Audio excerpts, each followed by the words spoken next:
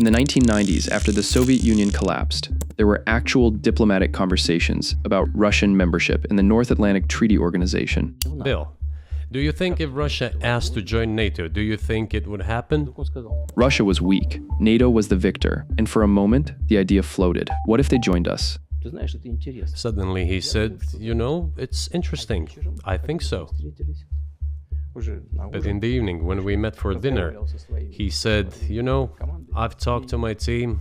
No, it's not possible now. It never happened. And the reason why tells you almost everything you need to know about what's happened in Ukraine since. So let's back up. The Soviet Union just dissolved, and suddenly the West is standing over a defeated rival, asking itself a very practical question. What does an alliance do when it no longer has an enemy? NATO was built for one thing: to contain the Soviet Union, to push back against communist expansion, and to be ready for war at a moment's notice. It was the organizing principle of the entire Western military apparatus for 40 years, and then overnight that purpose disappeared. So here's what happened. The United States looked at the world and realized something uncomfortable. An alliance needs an enemy to exist. Without one, there's no reason to stay unified. No reason for European countries to keep funding it. No reason for the American military-industrial complex to keep churning out weapon systems. No reason for Congress to keep approving defense budgets that dwarf the next 10 countries combined. China at that time was not what China is today. It was still decades away from becoming the economic and military superpower it would eventually be. So who was going to be NATO's new adversary? Who was going to justify the alliance's continued existence? And that's when Russia knocked on the door. The idea made sense from Moscow's perspective. Russia was broken, its economy was in free fall. The ruble was worthless. You had oligarchs stealing everything that wasn't bolted down. The last thing Russia needed was to be isolated and treated as a hostile power. We're friends. И мы только совместно будем решать самые сложные, не только двусторонние, но и мировые вопросы. And that it's only together we're going to be trying to solve not only our joint bilateral issues, but issues affecting the whole world. Integration into NATO, into the Western system, would have meant access to capital, investment, and stability. It would have meant Russia's security concerns being taken seriously by the West instead of being ignored. What do you think NATO's response was? Of course, you already know the answer, or else Activision wouldn't churn out Call of Duty every quarter of the year. Vladimir Putin, who was rising to power during this period, claimed that the American president at the time made a promise. While not written down, it was a promise by mouth. While there, Baker was also making the argument that the Soviets should agree to a united Germany in NATO. Now, again, we've sort of assumed over 30 years this is an acceptable idea. At the time, this was seen as very controversial if you look at the editorial opinion. To have a united Germany, sort of independent, neutral, not linked to the West, in the heart of Europe, or would you prefer to have a united Germany in NATO with the jurisdiction not 1 inch further? A commitment that NATO would not expand eastward, that the newly independent states of Eastern Europe would not be brought into the alliance, that there would be a buffer, a sphere where Russia could maintain its influence, its security. That promise. Well, you can see it by yourself. Pretty honorable now, isn't it? And here's where it gets interesting, because that broken promise, whether it was ever really made or not, became incredibly useful to Putin. It gave him something he desperately needed, a narrative of betrayal, a way to tell the Russian people that the West had lied to them, that they had been tricked, that after Russia had lowered its guard, trusted the West, tried to integrate, they were being encircled and threatened. It worked perfectly. Putin's popularity skyrocketed. Russians who had been skeptical of him, who had supported liberal reforms and Western integration, suddenly saw him as the only leader standing up to American deception. The feeling of betrayal became the foundation of his political power. But here's the thing. Any normal person without any interest in geopolitics would call this propaganda. And if it was true, NATO would obviously open their arms to Russia, right? Wrong. NATO needed Russia to be an enemy. And the expansion, bringing Poland into NATO, bringing the Baltic states, surrounding Russia with member nations. That expansion ensured Russia would stay an enemy. It ensured that the threat would remain real, that the need for NATO would persist, that the alliance would have a reason to exist, and that's where the United States comes in. Because NATO's existence, its funding, its expansion, its military operations, all of that is wrapped up in something much bigger. Something that has been driving American foreign policy since World War I.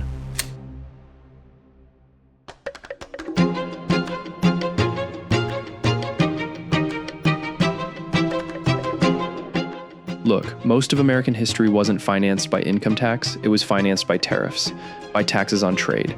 The government collected money on what came in and out of the country. That was the system for over 100 years, but then the Civil War happened, and suddenly the government needed cash. Fast. Money to pay soldiers, money to buy guns, money to keep the Union Army well-fed. So they did something radical. They created an income tax. They wanted the employer to withhold the taxes to pay to the government. Why? Because Lincoln said, folks, we just had the Civil War. Very costly, very expensive. We got to pay this up. A direct tax on what people earned. It was supposed to be temporary, a wartime measure, flat 3% on incomes over $800. And by the time the war ended, everyone assumed it would disappear. And it did. Started in 1862. Do you think the federal income tax ever went away? It did. 10 years later, 1872, they said, we paid off the war. Guess what? No more taxes. They went away with taxes and went back to what it used to be before. The system went back to tariffs, but of course, every good time comes to an end. The Great War knocked on the European door. America stayed out for years, but when it finally joined, the government faced the same problem. They needed money, massive amounts of it. Weapons, ammunition, ships, supplies for an entire army being sent across the Atlantic. So they brought back the income tax. And this time they made sure to not run out of cash. The top tax rate jumped from 7% to 70%, the highest tax rate in American history. It wasn't just the wealthy anymore. It was your great-grandparent, their friends, and every working adult in their family. Suddenly, income tax became the largest source of government funding, and it stayed that way. By the time World War II started, it covered nearly everyone. But by the end of it, they had to go back to how it used to be, right? Yeah, well, like they say, power tends to corrupt, and absolute power corrupts absolutely. And in America's case, well, I'ma let him say it. This country, you gotta make the money first. Then when you get the money, you get the power. World War II ends in 1945. The Cold War begins immediately. Korea, Vietnam, proxy wars all over the world. The Cold War stretches for 45 years, then it ends, and within months, the first Iraq War. Then Afghanistan, then Iraq again. In 80 years, the United States has had maybe 5 years of genuine peace. 5 years where there wasn't a major military operation happening somewhere. Because here's the thing about an income tax system built on wartime funding. Once it's in place, once the government is used to collecting that money, peacetime is a bad deal for this system. When there's peace, the defense contractors lose contracts, the factories slow down, the jobs dry up, the flow of money stops, GDP drop. And that's a problem for anyone in power, because a drop in GDP looks like failure.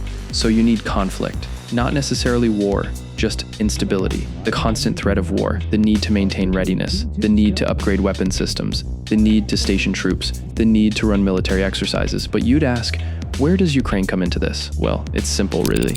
After the Soviet Union collapsed, Ukraine was caught in the middle, literally. It was the territory between NATO to the west and whatever Russia was trying to rebuild to the east. For years, it stayed neutral, kind of balanced between the two. But then, in 2014, the pro-Russian president got kicked out. The Euromaidan protests, the revolution, Ukraine turned toward Europe, toward NATO, and that's when Russia moved. Treaty that they wanted NATO to sign to promise no more NATO enlargement. And that was a precondition for not invade Ukraine. Of course, we didn't sign that. Crimea suddenly annexed. The breakaway regions in the Donbass, Donetsk and Luhansk, supplied with weapons and troops that Russia officially denied sending, a low-grade conflict that simmered for 8 years, and the whole time, the United States was watching and investing. Because Ukraine had something valuable. Not just its geography, not just its position between Russia and Europe, but something most of you viewers share memes about: oil and especially gas. While Ukraine possesses modest oil reserves, it sits on massive commercially extractable natural gas deposits. But more than that, Ukraine was a problem that needed solving, a piece on the board that needed to be moved into place. Because NATO's expansion, Russia's response, the conflict in the Donbass, all of it fed the system. All of it justified the military budgets. All of it kept the contractors busy. So the United States started pouring money in, weapons, training, military aid, billions of dollars year after year. And with that money came a certain kind of power, a certain kind of obligation. Because money like that doesn't come free. It comes with conditions, it comes with expectations, it comes with the understanding that Ukraine will eventually join NATO, that Ukraine will eventually be integrated into the Western system, that Ukraine will eventually be aligned with American interests. And in exchange, Ukraine gets to be protected, gets to have access to Western markets, gets to have investment and development and a path forward. Remember the quote by Henry Kissinger? Yeah. You know, I often cite Henry Kissinger's famous adage that to be an enemy of the United States is dangerous, but to be a friend is fatal. All that money has to be paid back. Ukraine is now in debt to the United States, hundreds of billions of dollars in debt. And every year it has to pay interest. Every year, some portion of Ukraine's resources, Ukraine's economy, has to go towards servicing that debt.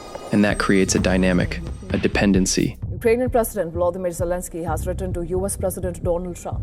In the letter, Zelensky has urged Trump to provide more ammunition for the Patriot air defense systems to counter Russian ballistic missiles. Ukraine can't afford to turn away from the West, even if it wanted to. It's locked in. Is that cynical? Yeah, maybe. But it's also how the world works. You might think it's just conspiracies. Well, let's say it's just the logic of the system playing itself out. The military-industrial complex doesn't need to plan these things. It doesn't need to scheme. The system just works this way, whether you want it or not. Countries that are useful to American power get investment and protection. Countries that fall in line get access to capital, and in exchange they become a puppet to its strings, playing the dangerous game of whether the next president is merciful enough to forget about you or he doesn't. And the best thing is, you damn well know you cannot complain. Ukraine is learning this now, learning what it means to be caught between two powers, both of whom have their own reasons for wanting the conflict to continue. Russia, which needs to expend the buffer zone from NATO far away from its oil reserves in the Caucasus, and the United States, which needs conflicts to justify its military spending and secure its influence. But here's what's actually happening on the ground. Ukraine isn't winning this war, not militarily, not politically. The Pentagon knows it. That's why they're pushing for a peace deal now. That's why the pressure is suddenly on to negotiate, to find an off-ramp, to stop pretending this can be won. Most of the military equipment the West has poured into Ukraine hasn't changed anything. It's been mostly useless. Expensive, sophisticated weapon systems that don't work against Russian FPV, artillery, and air superiority, except for a few things. Leopard tanks, MRAPs, javelins, stingers, those actually were a game changer. Those actually slow things down. But slowdown isn't victory. It's prolongation. It's keeping the war alive long enough to extract maximum value from it, long enough to keep the contractors paid, long enough to keep the system fed. That's what all this aid really is. Not a path to Ukrainian victory, a way to manage the conflict.